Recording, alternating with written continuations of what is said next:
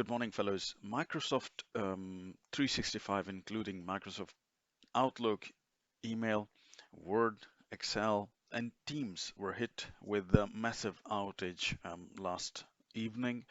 So if you had issues, you're not the only one experiencing the problems with Microsoft Office. So Microsoft Office was down, affecting many users, especially the new access requests.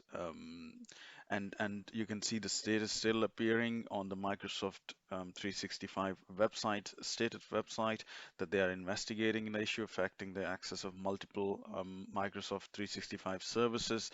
Um, this was also posted on their Twitter account. So they're working to identify the full impact and will provide more information as well shortly.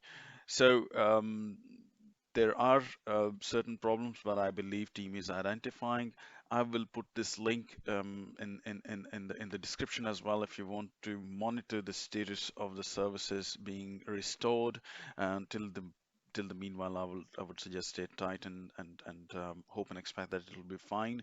A lot of users were affected, but I hope it will be fine very soon. Thank you very much for watching. Stay in tune and take care of yourself. Bye bye.